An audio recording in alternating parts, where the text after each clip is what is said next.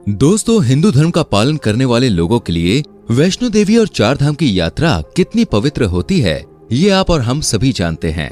हर हिंदू अपनी जिंदगी के आखिरी पलों में चार धाम की यात्रा करने का ख्वाब देखता है।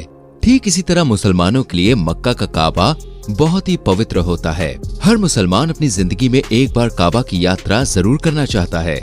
नमस्कार दोस्तों, स्वागत है आप सभी का एक बार फिर से हमारे YouTube चैनल पर। दरअसल दोस्तों, कई लोग काबा के बारे में नहीं जानते हैं और जो जानते हैं वो काबा के बारे में सब कुछ जानना चाहते हैं। तो इसीलिए हम आज की ये वीडियो आपके लिए लेकर आए हैं, जहां आपको मक्का में स्थित मुसलमानों के पवित्र स्थान काबा के बारे में सब कुछ जानने को मिलेगा। हम में से ज्यादातर लोग ये बात सोचते हैं कि मक्का और मदीना एक ही जगह है। तो देखिए, मैं आपको बता दूं, मक्का और मदीना दो अलग अलग शहर हैं। इन दोनों के बीच में अच्छी खासी दूरी है। दूसरी बात ये कि आज भले ही काबा मुसलमानों का पवित्र स्थान हो, यहाँ इस्लाम को माना जाता हो, लेकिन एक समय वो था जब काबा में भी मूर्ति पूजा हुआ करती थी। और ये हम अपनी तरफ से नहीं कह रहे हैं, बल्कि कई इतिहासकार ऐसे दावे कर चुके हैं। इतिहासकारों के इन दावों से पर्दा हटाएं, उससे पहले हम ये जान लेते हैं कि आखिर काबा है कहाँ और ये बना कैसे, और मुसलमानों के लिए इस पवित्र स्थान में क्या है, कैसे बना काबा। दोस्तों, काबा सऊदी अरब के मक्का शहर में स्थित है और इसे मुसलमानों की पवित्र जगह माना जाता है। लेकिन हम आपको बता दें, आज से लगभग 4000 साल पहले मक्का एक सूखी और सुनसान घाटी हुआ करती थी। ये इतनी वीरान और डरावनी जगह हुआ करती थी कि यहाँ कोई भी बसना नहीं चाहता था। आज भले ही लोग यहाँ यात्रा करते हों, लेकिन उस समय यहाँ लोगों की परछाई भी नजर नहीं आती थी। लेकिन फिर पैगंबर इब्राहिम और उनके बेटे इस्माइल ने अल्लाह के आदेश पर मक्का में काबा का निर्माण करवाया और लगभग 628 ईस्वी में पैगंबर मोहम्मद ने अपने 1400 फॉलोअर्स के साथ मक्का की यात्रा की थी। पैगंबर मोहम्मद की इस यात्रा को ही इस्लाम की पहली तीर्थ यात्रा कहा जाता है और तब से लेकर आज तक मुसलमान लोग हज की यात्रा के लिए जाते हैं। हज की यात्रा को मुसलमान उतना ही पवित्र मानते हैं जितना कि हिंदू चार धाम और क्रिश्चियन लोग वेटिकन सिटी को। मुसलमानों में हज की यात्रा को इस्लाम के 5 उसूलों में से सबसे जरूरी, पवित्र और आखिरी उसूल माना जाता है। इनका मानना होता है कि हर मुसलमान को अपनी जिंदगी में एक बार तो हज की यात्रा जरूर करनी चाहिए। क्या मक्का और मदीना एक है? देखिए दोस्तों, कई लोग मक्का और मदीना को एक ही मानते हैं, लेकिन फ्रेंड्स, मैं आपको बता दूं, मक्का और मदीना दोनों अलग अलग शहर हैं और दोनों के बीच की दूरी करीब 450 किलोमीटर की है। अब आप सोच रहे होंगे, जब काबा मक्का में है और लोग हज की यात्रा मक्का में जाते हैं, तो मदीना का नाम साथ में क्यों जुड़ता है? आखिर मदीना को इतनी इम्पोर्टेंस क्यों? तो दोस्तों, मदीना को इम्पोर्टेंस देने का कारण यहाँ स्थित मस्जिद नबवी है। दरअसल ऐसा कहा जाता है कि काबा के निर्माण के बाद खुद पैगंबर मोहम्मद ने इस मस्जिद का निर्माण करवाया था और पैगंबर मोहम्मद की मजार भी मदीना में ही है। इसलिए काबा की यात्रा के साथ साथ हाजी मदीना में इस मस्जिद के दीदार को जरूर आते हैं, क्योंकि इसके बिना हज की यात्रा को एक तरह से अधूरा ही माना जाता है। क्या है काबा के अंदर? आइए अब जानते हैं कि मुसलमानों के इस पवित्र तीर्थ स्थल के अंदर आखिर है क्या। देखिए दोस्तों, काबा एक बंद कमरे के जैसा है जिसमें कोई खिड़की नहीं है। इसमें सिर्फ एक ही दरवाजा है और जब आप इस दरवाजे से अंदर की तरफ जाते हैं ना, तो आपको सफेद संगमरमर से बना एक कमरा नजर आता है। इस कमरे में एक बारी में लगभग 50 लोग आ सकते हैं। मौजूदा काबा की ऊंचाई 39 फीट 6 इंच और कुल मिलाकर 627 वर्ग फीट है। कमरे की बात करें तो अंदरूनी कमरा 13x9 मीटर का है और दीवारें 1 मीटर चौड़ी हैं। दीवारें सभी पत्थर से बनी हुई हैं। अंदर के पत्थर बिना ढके हुए हैं, जबकि बाहर वाले पत्थर पॉलिश किए हुए हैं।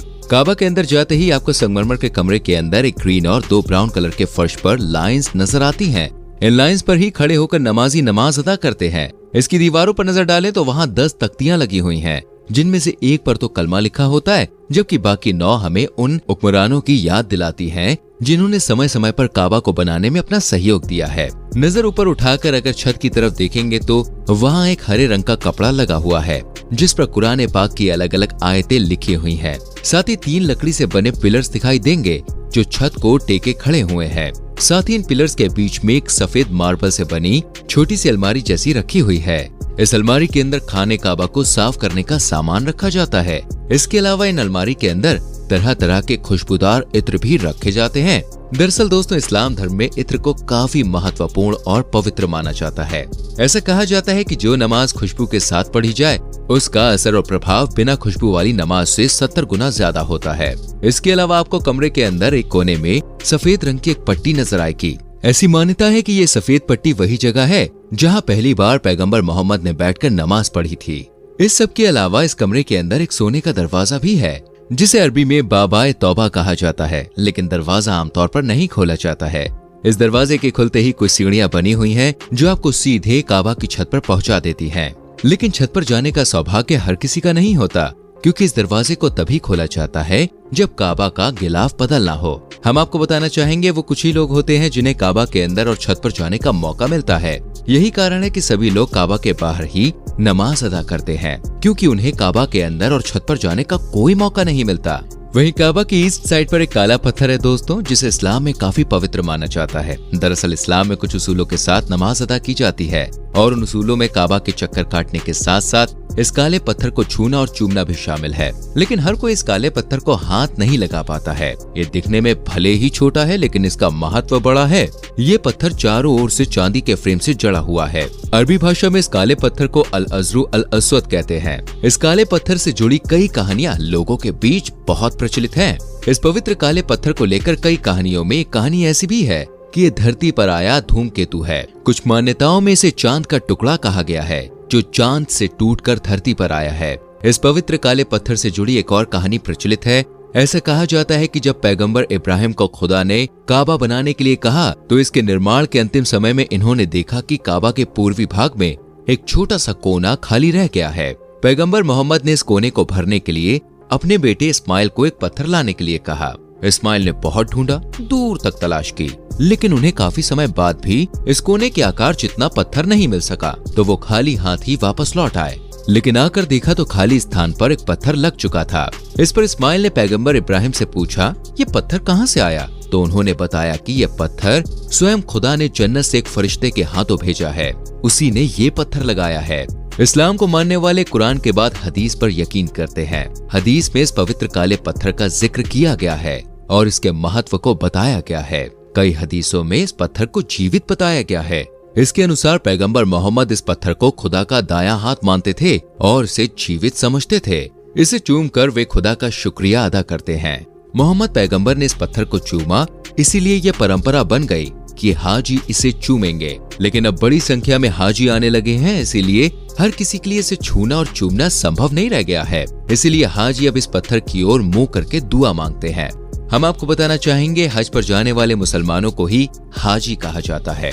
इस काले पत्थर को लेकर यह भी माना जाता है कि ये पहले सफेद कलर का हुआ करता था, लेकिन हाजियों के छूने से उनके पापों के चलते इस पत्थर का कलर काला हो गया। इस काले पत्थर को चूमने की परंपरा इसलिए बनाई गई कि मोहम्मद साहब जब काबा की यात्रा पर आए तो इन्होंने इसे चूमा था। आपको बता दें कि मोहम्मद साहब ने अपने जीवन काल में केवल एक बार हज किया था, इसलिए ऐसी मान्यता है कि मुसलमानों को अपनी जिंदगी में एक बार हज की यात्रा जरूर करनी चाहिए। खैर दोस्तों, आपको वीडियो कैसी लगी हमें कमेंट करके बताएं। वीडियो को लाइक करें और शेयर करें। उम्मीद है कि अब आपको मक्का मदीना और काबा के बारे में पूरी जानकारी मिल गई होगी। आने वाली वीडियोस को देखने के लिए चैनल को सब्सक्राइब करके बेल आइकन प्रेस करें, जिससे आपसे कोई भी वीडियो मिस ना हो। मिलते हैं दोस्तों अगली वीडियो में। अपना ख्याल रखिए। Bye bye.